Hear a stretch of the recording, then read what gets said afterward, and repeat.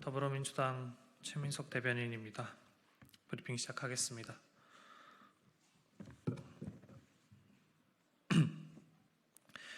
개인정보 유출 오류 발생한 정부 24, 윤석열 정부는 기본도 못합니까?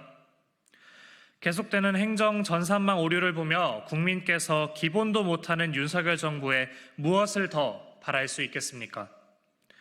정부 행정 전산망에 문제가 발생한 지 반년이 지났지만 오류는 계속되고 있습니다. 지난달 초 정부 24에서 오류가 발생해 타인의 주민등록번호, 주소 등 개인정보가 담긴 서류가 발급된 것으로 밝혀졌습니다. 지방세입 정보시스템, 4세대 나이스 먹통에 이어 정부 24 오류까지 요란하게 행정 전산망 개선 TF까지 꾸렸지만 오류는 계속되고 있습니다. 이것이 윤석열 대통령이 말한 디지털 플랫폼 정부입니까? 서류 발급 하나 제대로 못하는 윤석열 정부에 국민께서 무엇을 바랄 수 있겠습니까? 더욱이 행정안전부는 언론의 취재가 시작되기 전까지 오류 발생 상황과 규모, 원인을 국민께 전혀 공개하지 않고 숨겼다고 합니다. 문제 해결은 뒷전이고 은폐에만 적극적으로 나서니 반년 동안 행정 전산망이 안정화될 리 만무합니다. 한심해도 이렇게 한심한 정부는 없었습니다. 이 정도면 먹통 정부라고 불러야 맞을 듯 합니다. 윤석열 정부는 무능의 끝을 보여주고 있습니다. 윤석열 대통령은 반복되는 행정 업무 오류에 대해 국민께 사과하고 이상민 장관을 해임하십시오. 그전에는 어떤 수습책과 재발 방지책도 국민의 신뢰를 얻기 어려울 것입니다. 네, 다음 브리핑 진행하겠습니다. 약속 대련식 수사로 김건희 여사를 감싼다면 검찰이 설 자리는 더 이상 없을 것입니다. 이원석 검찰총장이 반년을 질질 끌며 뭉개던 김건희 여사 명품백 수수 의혹 사건을 신속하게 수사하라고 지시했습니다. 온갖 핑계를 대면서 차일피일 미루던 수사를 갑자기 추진하는 저희가 김 여사를 보호하려는 약속 대련을 위해 서라는 의구심이 제기되고 있습니다. 최대한 빠르게 수사해 이달까지 마치라는 총장의 지침은 김 여사에게 붙은 의혹들의 꼬리표를 빨리 떼주려는 형식적 수사를 우려하게 합니다. 영상 증거가 다 남아있는 명품백 수수 의혹을 수사하는 척하며 다른 의혹들은 얼렁뚱땅 넘기려는 것 아닙니까? 약속 대련의 시나리오대로 검찰이 이번에도 김건희 여사 앞에서 꼬리를 슬그머니 내린다면 검찰은 더 이상 사법 정의를 말할 자격이 없습니다. 국민께서는 총선을 통해 김건희 여사를 둘러싼 의혹들을 명명백백히 밝히라고 명령하셨습니다. 수사하는 신용만 하며 김건희 여사 특검법을 피해보려는 꼼수를 국민께선 용납하지 않을 것입니다. 검찰이 국민의 명령을 거부한다면 더 이상 검찰이 설 자리는 없을 것임을 명심하기 바랍니다. 이상입니다.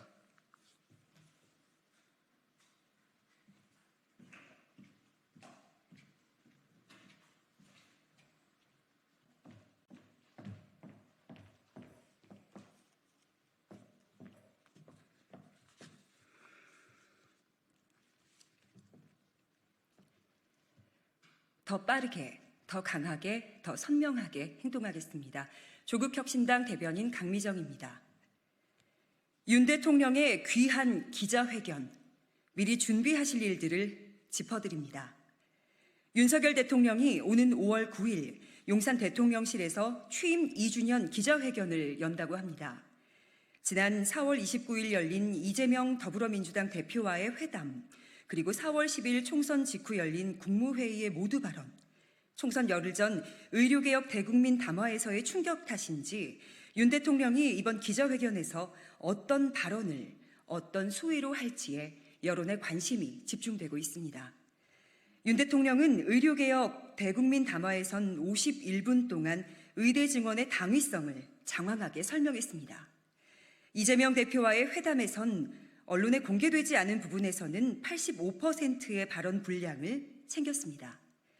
대통령실 쪽 반론을 들어봐도 70%에 달합니다. 이번엔 언론인의 질문을 잘 들으신 뒤 핵심만 간결하게 답변하시길 바랍니다. 국민들은 대체로 대통령의 발언을 경청합니다. 국정 방향을 밝히고 현안에 대해 설명하는 귀한 자리이기 때문이죠. 그런데 윤 대통령 말은 잘 들어오지 않습니다. 4월 10일 총선 직후 국무회의 모두 발언이 대표적인 예입니다. 국민들께선 윤석열 검찰 독재 정권 심판이라는 참담한 성적표를 받은 윤 대통령이 국정기조를 바꿀지 관심을 갖고 지켜보았을 겁니다. 그런데 윤 대통령은 국정 방향은 옳은데 국민이 체감하지 못한 것이 문제라고 했습니다.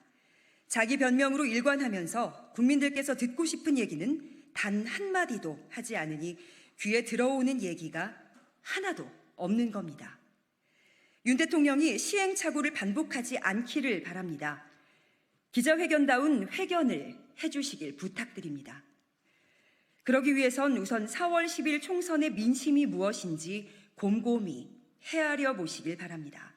민주당과 조국혁신당이 무슨 주장을 했기에 국민들께서 범야권에 표를 몰아주셨는지 진지하게 고민해 보시길 바랍니다.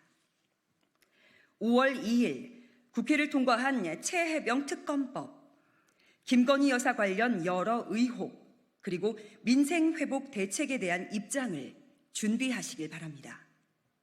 그래야 3년은 너무 길다는 조국혁신당의 슬로건에 공감했던 분들께서 하나라도 들을 게 있지 않겠습니까? 이번 회견에서 주제를 제한하지 않고 자유로운 분위기에서 여러 국정 현안에 관한 질문을 받을 예정이라고 하던데 잘하신 겁니다.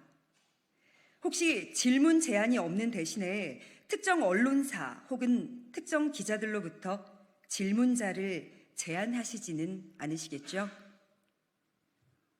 여기까지 하겠습니다. 고맙습니다.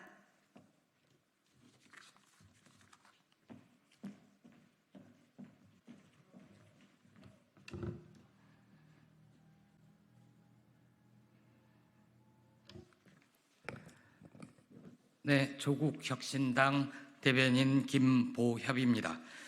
검찰은 명품백 외에도 김 여사 관련 모든 의혹을 철저히 조사하라는 주제로 논평하겠습니다. 어제는 102회를 맞는 어린이날이었습니다. 윤석열 대통령은 청와대에서 기념 행사를 열고 어린이들을 초청했습니다. 박절하지 못해 300만 원짜리 명품백을 받아 검찰 수사선상에 오른 윤 대통령 부인 김건희 여사는 보이지 않았습니다. 이원석 검찰총장이 김건희 여사의 명품 가방 수수 의혹 사건의 전담 수사팀을 꾸려 수사를 본격화한다고 하니 더욱 나서기 곤란했겠지요.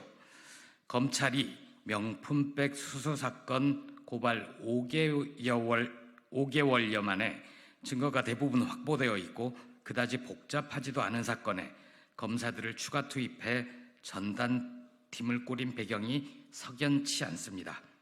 우리 이렇게 열심히 수사했다 보여주기식 아닌가요? 아무것도 하지 않았다가는 22대 국회에서 김건희 종합특검법이 통과되고 검찰 전체가 심판 대상이 될 것 같아 신용이라도 하는 것 아닌가요? 검찰이 그런 의심을 벗을 수 있는 방법이 있습니다. 조국혁신당이 알려드리겠습니다. 우선 김 여사를 공개적으로 소환 조사하시기를 바랍니다. 이명박 전 대통령은 후보 시절부터 다스와 BBK 실소유주 의혹이 있었습니다.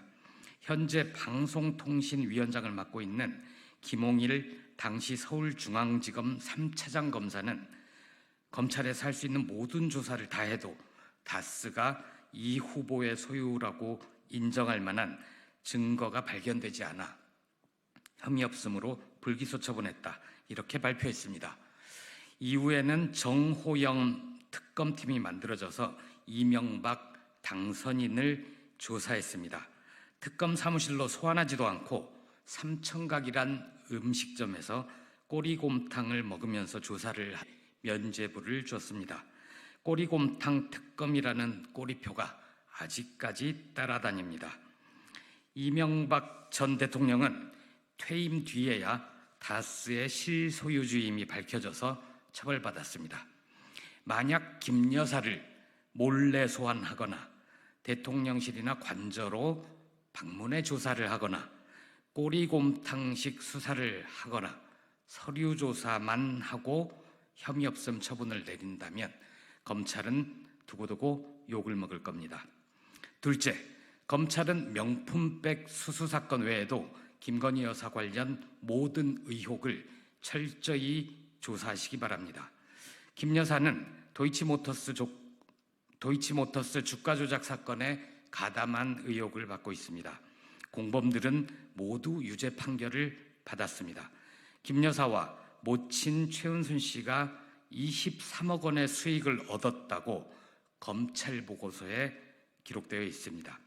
김 여사를 어렵게 소환한다면 서울 양평 고속도로 종점이 김 여사 일가가 소유한 땅 쪽으로 바뀐 배경에 대해서도 한 점 의혹 없이 수사해야 합니다. 이 사안이 불거지자 원희룡 당시 국토교통부 장관은 느닷없이 백지화를 선언했다가 의혹을 제기한 야당이 사과한다면 재개하겠다 이렇게 얘기한 적이 있습니다. 국민은 설명을 요구했는데 백지화로 응답한 겁니다. 검찰이 보기에도 뭔가 이상하지 않습니까?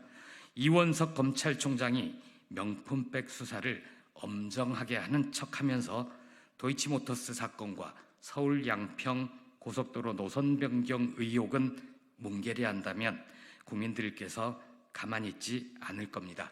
지난 4월 10일 총선에서 윤석열 정권이 준엄한 심판을 받은 것처럼 일부 정치검사들이 망쳐놓은 검찰 조직 전체가 국민의 심판을 받게 될 것입니다. 고맙습니다.